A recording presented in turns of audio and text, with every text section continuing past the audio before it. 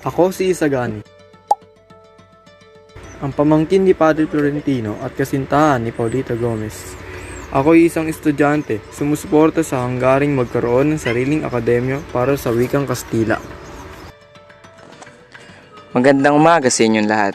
Ako nga pala si Juan Crisostomo Ibarra. Isa akong mag-aalahas na galing pa sa Europa. Ang balak ko ay makiganti sa mga taong nanakit sa aking ama, hangad kong magkaroon ng hustisyang pagkamatay niya. Sa aking muling pagbabalik, mas kilala ako bilang Simon Ibarra.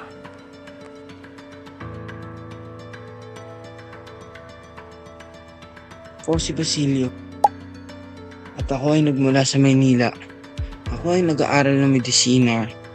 At tatalik na kaibigan ko si Isagani at Simon. Ang hangarin ko lamang ay mipakita sa inyo na maraming magagawa ang pagiging determinado at matyaga sa buhay.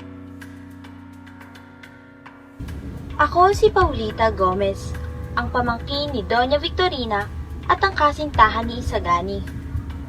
Mahal ko si Isagani, ngunit dahil sa paniniwalang walang magandang kinabukasan sa kanya, ako ay napilitang magpakasal kay Juanito Palaez.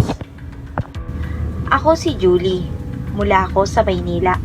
Ako ay nobya ni Basilio at ang tumulong upang siya ay makalaya. Ngunit ako ay kakasal na sa ibang lalaki. Nais kong ipapatid sa inyo na piliin nyo ang tao o ang desisyon na makapagpapasaya sa inyo. Ako si Doña Victorina, ang pinakamagandang babae sa bayan na ito.